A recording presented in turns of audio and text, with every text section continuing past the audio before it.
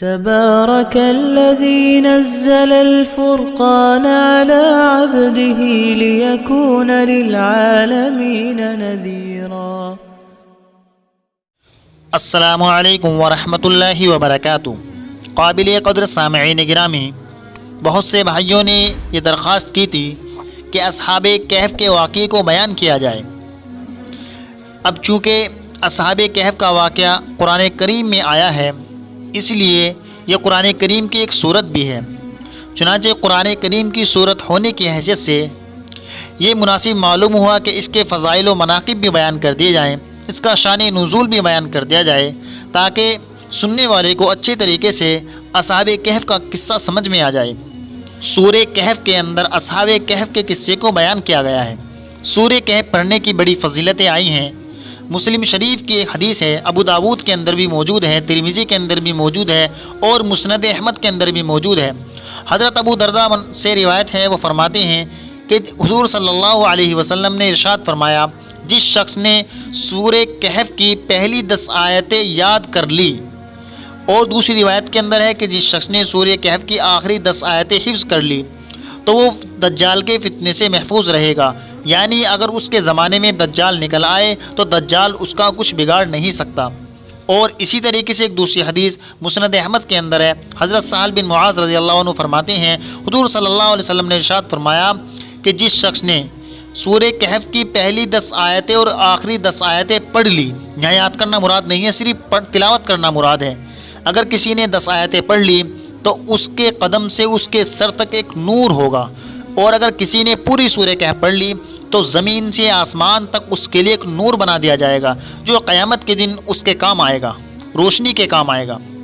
اور دوسری حدیث کے اندر آتا ہے کہ جو شخص جمعے کے دن سورہ کہف پڑھتا ہے تو اللہ تعالیٰ 8 روز تک اس کو ہر فتنے سے محفوظ رکھے گا، اور اگر دجال نکل آئے اس درمیان میں تو دجال کے فتنے سے بھی محفوظ رہے گا۔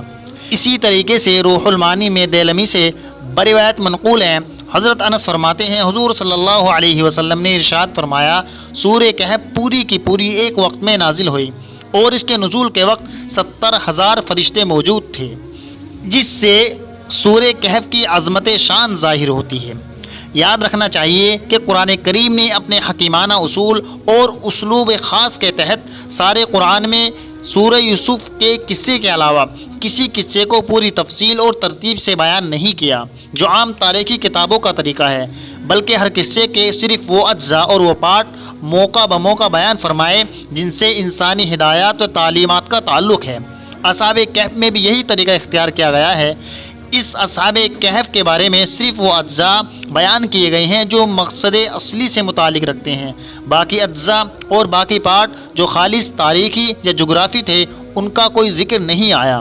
اصحاب کہف کی تعداد اور ان کے سونے کے زمانے کے سوالات کا ذکر تو آیا اور جواب کی طرف اشارہ بھی کیا، مگر ساتھ ساتھ یہ بھی ہدایت کرتی گئی کہ ایسے مسائل میں زیادہ غور و فکر کرنا اور بحث و تکرار کرنا مناسب نہیں ہے، ان کو خدا کے علم تک ہی محدود رکھنا چاہیے۔ اصحاب کہف کا شان نزول کیا ہے؟ اس کا شان نزول یہ ہے کہ آپ صلی اللہ علیہ وسلم کی نبوت کا جب مکہ کے اندر چرچا ہوا تو قریش مکہ اس سے پریشان ہوئے۔ انہوں نے مدینے کے یہودوں کے عالموں کے پاس اپنے چند آدمی بھیجے، اور مدینے کے اندر جو یہود کے عالم تھے وہ تورات اور انجیل کے عالم تھے۔ مکہ والوں نے ان سے سوال کیا کہ آپ محمد صلی اللہ علیہ وسلم کے بارے میں کیا رائے رکھتے ہیں؟ وہ اپنی نبوت کا چرچا کرتا ہے۔ چنانچہ ان لوگوں نے کہا کہ تم جا کر کے ان سے 3 سوال کرنا، اگر وہ تینوں کے جواب اپنی طرف سے دے دے تب بھی وہ نبی نہیں ہے، اور اگر وہ تینوں کے جواب نہ دے تب بھی وہ نبی نہیں ہے، لیکن اگر وہ 2 کا جواب تفصیل کے ساتھ دے دے اور 1 کا جواب نہ دے، صرف سرسری طور پر کہہ دے تو سمجھ لینا کہ وہ سچے نبی ہے۔ اب جب یہ واپس مکہ آئے اور انہوں نے اپنے سرداران کو بتایا تو انہوں نے آپ صلی اللہ علیہ وسلم سے 3 سوال کیے، ایک تو اصحاب کہف کے بارے میں، دوسرا اس شخص کے بارے میں جس نے مشرق سے مغرب تک کا سفر کیا یعنی ذوالقرنین کے بارے میں، اور تیسرا سوال روح کے بارے میں سوال کیا۔ آپ صلی اللہ علیہ وسلم کو چونکہ علم نہیں تھا، اس لیے آپ صلی اللہ علیہ وسلم نے فرما دیا کہ میں کل اس کا جواب دوں گا۔ وہ لوگ کل کے انتظار میں چلے گئے۔ اب وہ لوگ واپس اگلے دن آئے وعدے کے مطابق۔ اب چونکہ حضور صلی اللہ علیہ وسلم پر وحی نازل نہیں ہوئی تھی تو انہوں نے یعنی قریش مکہ نے آپ صلی اللہ علیہ وسلم کا بہت مذاق اڑایا اور اس سے آپ صلی اللہ علیہ وسلم کو بہت رنج بھی ہوا۔ اب وحی کا سلسلہ ایسے ہی منقطع ہو گیا۔ تقریباً 15 دن کے بعد حضرت جبریل علیہ السلام وحی لے کر کے نازل ہوئے اور ساتھ ساتھ یہ ہدایت بھی دی، فرمایا وَلَا تَقُولَنَّ لِشَيْءٍ إِنِّي فَاعِلٌ ذَلِكَ غَدًا إِلَّا أَن يَشَاءَ اللَّهُ، کہ جب بھی آپ کسی کام کے بارے میں کہیں کہ میں کل کر دوں گا تو اس میں انشاءاللہ ضرور ملا لیا کرے۔ چونکہ آپ صلی اللہ علیہ وسلم نے انشاءاللہ نہیں کہا تھا اور صرف یہ کہہ دیا تھا انی فاعل ذلک غدا، کہ میں اس کام کو کل بتاؤں گا، اللہ کا نام نہیں لیا تھا تو اللہ تعالیٰ نے ہدایت دی۔ چنانچہ اس سے انشاءاللہ کا ثبوت بھی ملتا ہے اور اس سے انشاءاللہ کی عظمت شان بھی ظاہر ہوتی ہے۔ چنانچہ اصحاب کہف کے مکمل قصے کو پوری تفصیل اور استیاب کے ساتھ حضرت قاضی ثناء اللہ پانی پتی نے تفسیر مظہری میں مختلف روایات سے نقل کیا ہے، لیکن اس ویڈیو میں انشاءاللہ ہم مختصراً اہم پہلو کو ذکر کریں گے جس کو ابن کثیر نے سلف اور خلف کے بہت سے مفسرین کے حوالے سے پیش کیا ہے۔ چنانچہ وہ فرماتے ہیں اصحاب کہف بادشاہوں کی اولاد تھی اور وہ اپنی قوم کے سرداران تھے۔ قوم بڑی بت پرست تھی۔ قوم مذہبی میلے میں شرکت کرتی تھی، ان کے یہاں ہر سال ایک سالانہ جلسہ ہوا کرتا تھا، وہ لوگ اس میں شرکت کیا کرتے تھے، بتوں کی پوجا پاٹ کیا کرتے تھے، جانوروں کی قربانی دیا کرتے تھے۔ اس وقت کا جو بادشاہ تھا وہ بڑا ظالم اور جابر بادشاہ تھا جس کا نام دقیانوس تھا۔ آج بھی بہت سی پرانی چیزوں کو اسی بادشاہ کی طرف منسوب کر کے دقیانوس کہا جاتا ہے۔ یہ ظالم بادشاہ لوگوں کو بت پرستی پر مجبور کیا کرتا تھا۔ چنانچہ جب اسی سال جب میلہ لگا، باہر گاؤں کے باہر جو میلہ لگا کرتا تھا، اس میلے میں یہ لوگ بھی شامل ہوئے، یعنی جو اصحاب کہف کے نوجوان تھے۔ وہاں جب انہوں نے اپنی قوم کی یہ حرکتیں دیکھی کہ اپنے ہاتھوں سے بتوں کو بناتے ہیں، انہی کو پوجتے ہیں اور ان کی پوجا پاٹ کرتے ہیں، ان کو خدا سمجھتے ہیں اور ان کی قربانی دیا کرتے ہیں، تو اللہ تعالیٰ نے ان کو عقل سلیم عطا فرمائی۔ یہ لوگ اپنی قوم کی اس احمقانہ حرکت سے نفرت کرنے لگے۔ انہوں نے عقل سے کام لیا، عقل سے غور و فکر کیا تو یہ لوگ سمجھ گئے کہ یہ عبادت تو محض اسی ذات کی ہونی چاہیے جو آسمان اور زمین کا مالک ہے۔ چنانچہ یہ خیال ان نوجوانوں کے دل میں پیدا ہوا اور یہ لوگ اپنی قوم کی اس احمقانہ عبادت سے بچنے کے لیے اس جگہ سے ہٹنا شروع ہو گئے۔ چنانچہ ایک نوجوان اس مجمع سے ہٹا اور دور درخت کے نیچے جا کر کے بیٹھ گیا۔ اب آہستہ آہستہ دوسرے افراد بھی آتے گئے، ایک آیا، دو آیا، تین آئے، تقریباً 7 لوگ آ گئے۔ بیان کیا جاتا ہے کہ یہ لوگ 7 تھے۔ قرآن کریم کے اندر بھی ان کا ذکر ملتا ہے۔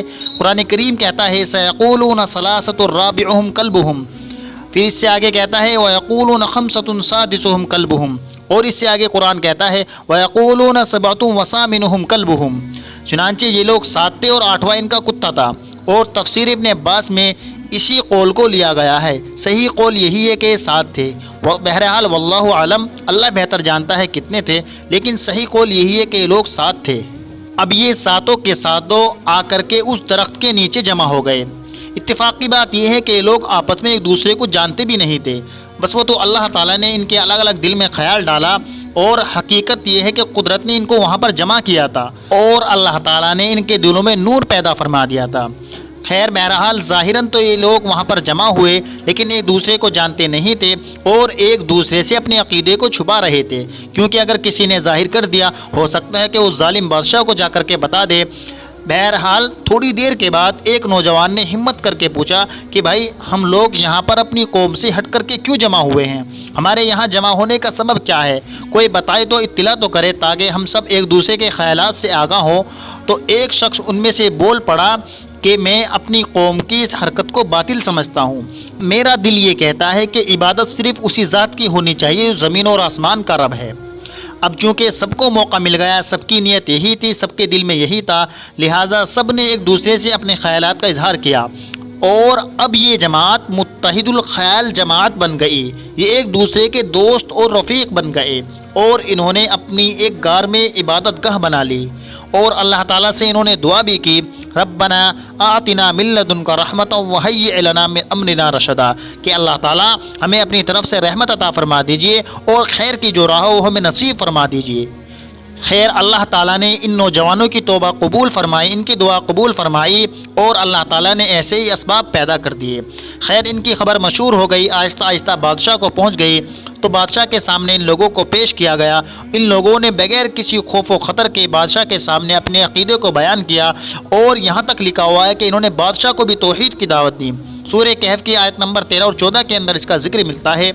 چنانچہ خلاصہ یہ ہے کہ جب انہوں نے بادشاہ کو دعوت دی، بادشاہ نے ان کو ڈرایا اور دھمکایا، اور ان کے بدن پر جو عمدہ لباس تھا اس کو بھی اتروا لیا، اور ان کو کہا کہ اگر تم اپنے واپسی مذہب پر آ جاؤ گے تو تمہیں اپنے ہی حال پر چھوڑ دیا جائے گا، لیکن اگر تم باز نہیں آئے تو تمہیں قتل کر دیا جائے گا۔ خیر بادشاہ نے کچھ وقت کی مہلت دی۔ اب اللہ کا لطف و کرم یہ ہوا کہ اس مہلت نے ان کے لیے راہ فرار کھول دی، اور یہ لوگ جا کر کے ایک غار میں روپوش ہو گئے۔ اب سوال یہ ہوتا ہے کہ یہ لوگ کس مذہب پر تھے؟ تو تفسیر مظہری کے اندر ہے، ابن اسحاق سے روایت ہے کہ یہ لوگ موحدین تھے۔ بہت سے لوگ کہتے ہیں کہ دین مسیح پر تھے، لیکن تفسیر مظہری میں لکھا ہوا ہے کہ یہ لوگ موحدین کے مذہب پر تھے، جو حضرت عیسیٰ علیہ السلام کے دین کے ختم ہونے کے بعد حق پرست لوگوں نے اس کو اختیار کر لیا تھا۔ جو صحیح دین مسیح تھا اس پر یہ لوگ قائم تھے، اور یہ لوگ غار کے اندر جا کر کے روپوش ہو گئے۔ پھر اللہ تعالیٰ نے ان 300 سال کے لیے وہاں پر سلا دیا۔ قرآن کریم کے اندر ہے وَلَبِثُوا فِي كَهْفِهِمْ 300 سِنِينَ وَازْدَادُوا 9 کہ لوگ اس غار کے اندر 300 سال اور مزید 9 سال سوتے رہے۔ اس کا مطلب یہ ہے کہ 300 سال تو انگریزی سال اور 9 سال مزید قمری سال، چونکہ انگریزی ہر 100 سالوں میں چاند کے 3 سال بڑھ جاتے ہیں، اس اعتبار سے 300 سال اور مزید 9 سال یہ لوگ اس غار کے اندر سوتے رہے۔ اور سونے کی کیفیت کیسی تھی؟ اللہ فرماتا ہے فَضَرَبْنَا عَلَىٰ آذَانِهِمْ اللہ تعالیٰ نے ان کے کانوں پر تھپکی دے دی۔ جس طریقے سے چھوٹے بچوں کو سلانے کے لیے تھپکی دی جاتی ہے، اللہ تعالیٰ نے ان کو تھپکی دے دی۔ وَنُقَلِّبُهُمْ ذَاتَ الْيَمِينِ وَذَاتَ الشِّمَالِ اور اللہ تعالیٰ نیند ہی کی حالت میں ان کو کروٹیں بھی دیتے رہے، کیونکہ اگر ایک ہی کروٹ پر رہیں گے تو زخم ہو جائے گا، اور سورج ان کے دائیں بائیں سے اس طریقے سے گزر جایا کرتا تھا، براہ راست ان پر اثر انداز نہیں ہوتا تھا۔ اس کے بعد جب اللہ تعالیٰ نے ان لوگوں کو بیدار کیا، اللہ تعالیٰ نے اس کا نقشہ بھی قرآن کریم کے اندر کھینچا ہے۔ ثم بعثناہم اللہ تعالیٰ نے جب ان کو بیدار کیا تو بیدار کرنے کے بعد وہ لوگ آپس میں بات چیت کرنے لگے، کہنے لگے کہ ہم کتنے دن سوئے۔ ان میں سے ایک کہنے لگا کہ 1 دن سوئے یا 1 دن سے کچھ زیادہ سوئے۔ بہرحال ان لوگوں نے کہا قالوا ربکم اعلم بما لبثتم اللہ تعالیٰ زیادہ جانتے ہیں کتنے دن ہم سوئے، بہرحال اب جاؤ، تم میں سے بھوک لگی ہے، کوئی کھانا لے کر کے آؤ۔ اور یاد رکھنا دیکھیے انہوں نے ایسی حالت میں بھی کس چیز کی تاکید کی؟ قرآن کہتا ہے فَلْيَنْظُرْ أَيُّهَا أَزْكَىٰ طَعَامًا انہوں نے آپس میں گفتگو کی کہ یہ دیکھ کر کے لانا کہ کون سا کھانا حلال ہے اور کون سا حرام ہے، اور آہستہ جانا، وَلْيَتَلَطَّفْ نرمی کے ساتھ جانا، وَلَا يُشِرْعَنَّ بِكُمْ أَحَدًا ہماری کسی کو خبر نہ ہو جائے، کیونکہ جس وقت وہ سوئے تھے غار میں آ کر کے انہوں نے پناہ لی تھی، اس وقت ظالم بادشاہ تھا۔ اب انہیں کیا معلوم کہ وہ 300 سال تک سوئے ہیں، اس لیے اپنے ساتھی کو جو کھانا لینے جا رہا ہے اسے آگاہ کر رہے ہیں۔ اب چونکہ ان کے پاس اسی زمانے کے درہم تھے، اسی زمانے کی مہر تھی، اسی زمانے کے پیسے تھے جس وقت یہ سوئے تھے۔ اب چونکہ زمانہ بدل چکا تھا، 300 سال گزر گئے تھے، اور اس وقت جو بادشاہ تھا وہ ایمان والا بادشاہ تھا، اللہ تعالیٰ نے اس کے دل کے اندر ایمان پیدا فرما دیا تھا۔ اس بادشاہ کا نام بیداروس تھا۔ بہرحال کھانا لینے کے بعد جب اس نے وہ موجودہ درہم دی جو اس کے پاس تھی پرانے زمانے کی، اس نے کہا بھائی کون سا سکہ دے رہے ہو، اب اس کا زمانہ نہیں ہے۔ اس نے سمجھا کہ ان کے پاس کوئی موٹی رقم ہاتھ لگی ہے، انہیں کوئی موٹا خزانہ ملا ہے۔ بہرحال جب بھیڑ اکٹھی ہوئی، ان کا راز فاش ہوا تو انہوں نے اپنے ساتھیوں کے بارے میں بتایا، تو اس وقت کے لوگ، کیونکہ ان کے بارے میں مشہور تھا کہ کسی وقت کے اندر اب سے تقریباً 200-250 سال یا 300 سال پہلے کچھ نوجوان بادشاہ کی مخالفت کر کے غائب ہو گئے تھے اور ان کا کچھ عطا پتہ نہیں تھا، تو یہ لوگ مشہور تھے۔ اب یہ اپنے موجودہ ساتھیوں کے پاس عوام کو لے کر کے گیا اور وہ بادشاہ کے سامنے ظاہر ہوئے، اور پتہ چلا کہ بادشاہ تو اپنے ہی ذہن کا ہے، یعنی مسلمان ہیں اور ہم بھی مسلمان ہیں۔ بہرحال یہ بادشاہ کے سامنے آ گئے اور بادشاہ سے ملاقات کی۔ ملاقات کے بعد جب انہوں نے بادشاہ سے رخصت چاہی اور یہ واپس جا کر اپنے ٹھکانے پر لیٹ گئے تو اللہ تعالیٰ نے ان کو موت دے دی۔ اب یہ لوگ وہیں انتقال فرما گئے۔ بہرحال یہ اس کا مختصر سا قصہ تھا۔ قرآن کریم کے اندر صرف ان کا وہی ذکر آیا جو ہم نے اوپر بتایا، ایک تو ان کی سونے کی مدت اور دوسرے ان کی تعداد، اور ان کے ساتھ جو کتا تھا اس کا نام قطمیر تھا۔ بہرحال یہ سب باتیں جو ہم نے آپ کے سامنے بیان کی، یہ تاریخی قصہ کے وہ اجزاء و پارٹ جن کو نہ قرآن نے بیان کیا ہے اور نہ حدیث رسول کے اندر ان کا تذکرہ ملتا ہے، اور نہ اس واقعے کا کوئی ایسا خاص مقصد ہے کہ جس کے ذریعے سے قرآن کریم کو سمجھنا ان آیتوں پر موقوف ہو۔ بہرحال یہ روایتیں ہیں جو مختلف راویوں نے مختلف کتابوں میں مفسرین کے حوالے سے نقل کی ہیں، اور ان کا ٹھکانہ کہاں تھا، کس دیش کے اندر تھا، مختلف جگہ مختلف کتابوں کے اندر مختلف مقامات کا نام لکھا ہوا ہے۔ بہرحال بیداروس نے ان کے جگہ پر جہاں ان کا انتقال ہوا تھا وہاں مسجد بھی بنوائی، اور بہت سی باتیں کتابوں کے اندر لکھی ہوئی ہے، لیکن مین جو تذکرہ تھا وہ انشاءاللہ ہم نے آپ کے سامنے پیش کر دیا۔